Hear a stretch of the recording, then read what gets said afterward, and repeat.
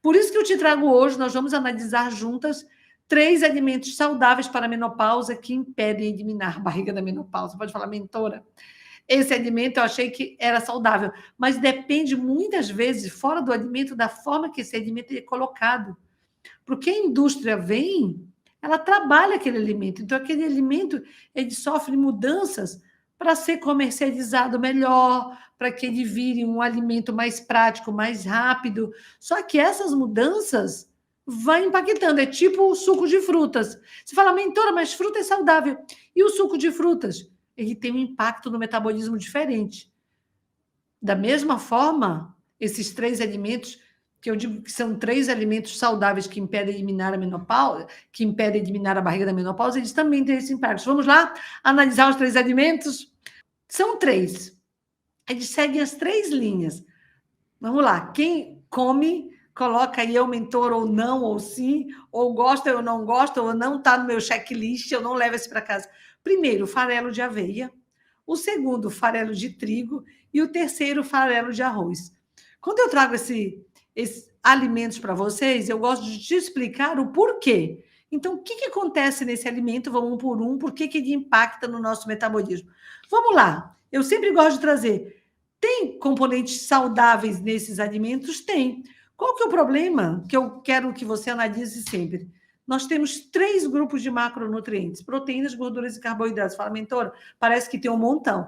Tem, porque tem vários tipos que estão disponíveis na natureza, no reino animal, no reino vegetal, e que são modificados também pela indústria. E cada vez mais eles vão se dividindo como se eles fossem diferentes. Mas a estrutura é a mesma. E quando eu falo de estrutura e de macronutrientes, é o impacto que aquele macronutriente vai ter nas nossas células e vai ter na nossa produção hormonal, considerando que na fase da menopausa a nossa produção hormonal mudou. Então, vamos começar por esse primeiro. Deixa eu ver se está aqui no meu checklist, bonitinho.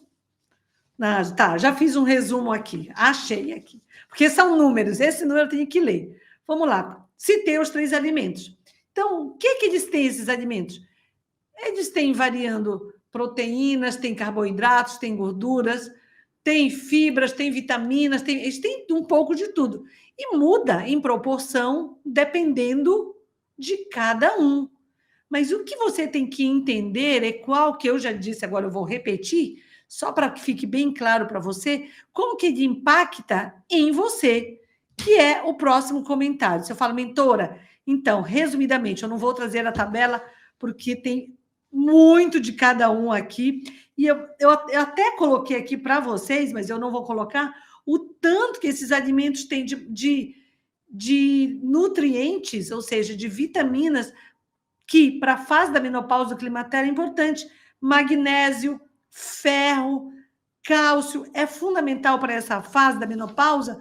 Super, tem outros que têm vitaminas do complexo B, K, que mais que tem aqui? Zinco, ou seja, são bem interessantes. Então, a gente não pode desvalorizar. Por isso que eu falo para você, é saudável? Sim. Mas onde que não fecha a nossa conta, rainha? Eu sempre gosto de falar para você, esse provavelmente é o pulo do gato.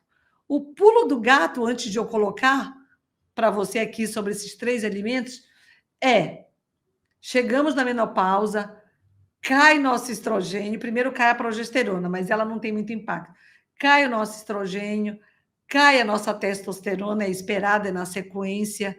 Nós entramos numa fase de mais estresse, aumenta o cortisol tem um impacto, caem outros hormônios que nós chamamos de hormônios esteroidais, como o DHEA, impacta esse estresse no nosso sono. Quando impacta no nosso sono e o nosso sono não é reparador, hormônios como o GH, que são importantes também para um processo de construção que nós chamamos de anabolismo, muda. Se você não tem um sono não reparador, você tem uma repercussão, um desequilíbrio nos hormônios da fome e do apetite, ou seja, tudo degringola e você entra num ciclo vicioso de que você não sabe onde começa e onde termina. Mas tem um outro hormônio envolvido que também, da mesma forma que o cortisol, é um hormônio que desequilibra nessa fase por inúmeras situações, nós temos um outro hormônio que é fundamental, que é catabólito também, só que ele precisa ser produzido, nós precisamos dele. Quando o corpo não produz, tem que repor, mas ele em excesso ele é um grande problema por acúmulo de gordura e principalmente por acúmulo de gordura abdominal, visceral, que eu chamo de gordura na menopausa. E o que acontece paralelamente com a queda do estrogênio? Ele cria um processo que nós chamamos de resistência. O que é isso? A célula não tem a mesma capacidade para receber aquela informação daquele hormônio. Que hormônio é esse, mentora? O hormônio produzido pelo pâncreas chamado insulina. A insulina, sem ela nós não vivemos. Os diabéticos tipo 1 precisam repor insulina, porque o pâncreas não produz.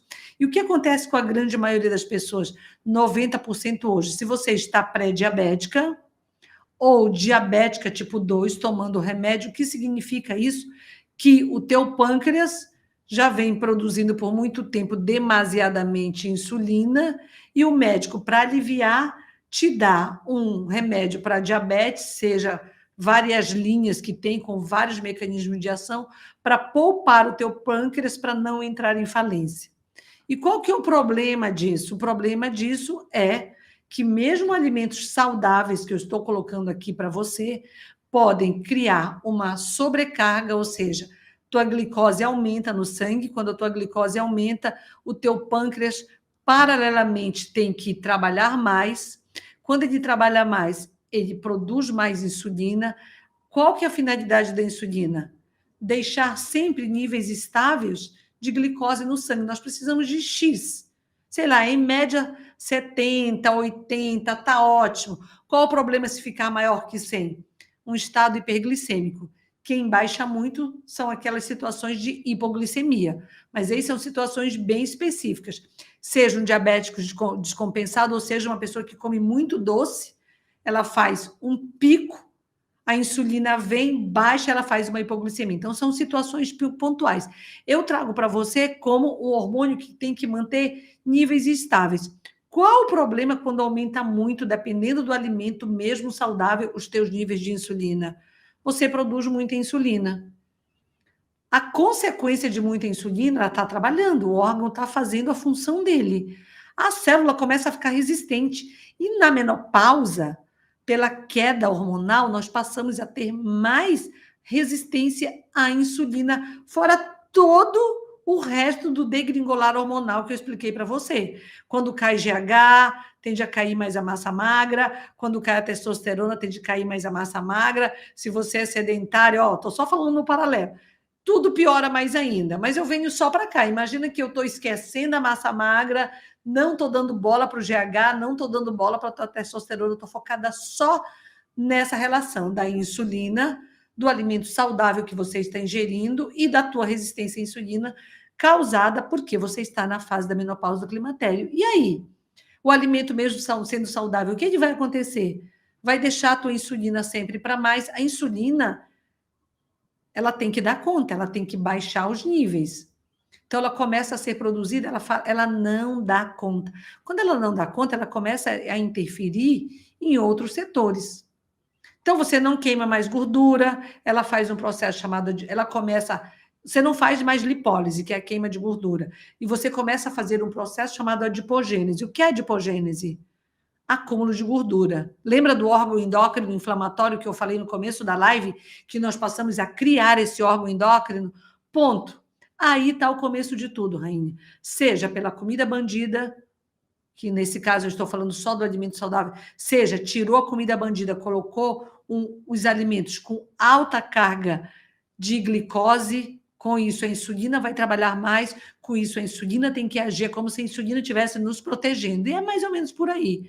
Ela tem que baixar os nossos níveis de açúcar, que eu já vou te contar por quê, mas o que ela vai fazendo? Você vai criando um órgão endócrino inflamatório. Então, tuas células adipócitas vão inchando, inchou, as pequenininhas, que nós chamamos de células satélite, vão inchando também. Esse inchaço, essa duplicação, esse é um crescer, é um duplicar, é um multiplicar de células adipócitas, chamadas adipogênese, fazem você criar o quê? a barriga da menopausa. E aí a barriga se criou, mesmo você ingerindo um alimento saudável, que continua mantendo esses níveis glicêmicos, a tua insulina está ali, ela está trabalhando e ela continua fazendo o mesmo processo, em maior e menor quantidade. O que você tem que entender? Ter um sangue, que nós chamamos de sangue hiperglicêmico, é ruim?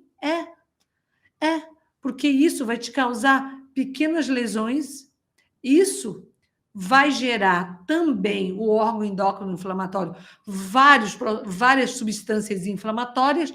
Qual que é o resultado disso tudo para você? Resumidamente e simplificando, inflamação crônica silenciosa. Todos esses sintomas, rainha, que você vem apresentando, que aparecem ou que pioram na fase da menopausa, elas têm um fundo. Elas têm um fundo, têm um desequilíbrio. E quando você consegue entender o fundo, esse desequilíbrio, é o que eu falei para você, você começa a virar a chave. Então, você que tem uma barriga, você tem que entender que, sem querer, porque ninguém quer criar uma barriga, mas de repente ela foi se criando, sem querer você criou algo que está em você. Quem tem a barriga, coloca aí para eu entender. Só que você tem que descriar, você tem que tirar isso de você. E quem tem que agir é você. Então, para você que está aqui, eu sempre gosto de parabenizar todas as rainhas que estão assistindo, porque quando você entende isso, rainha, ninguém impõe nada para você. Ninguém fala, você tem que comer isso. Hoje pode ser o dia da pizza, né? Será que a pizza orna com o metabolismo? É claro que não orna. E eu não estou dizendo para você não comer pizza nunca. Eu estou dizendo que tem que eliminar a barriga da menopausa. O que você quer? Desinflamar ou se manter inflamada? Então, certos alimentos, dependendo da frequência e da quantidade, com certeza truncam com o teu metabolismo, você não emagrece cada vez mais, por mais gostoso que seja, eu entendo, eu concordo com você, é de fato uma pizza, é uma coisa gostosa, mas vai ferrar com o teu metabolismo, rainha, porque isso vai te inflamar mais ainda.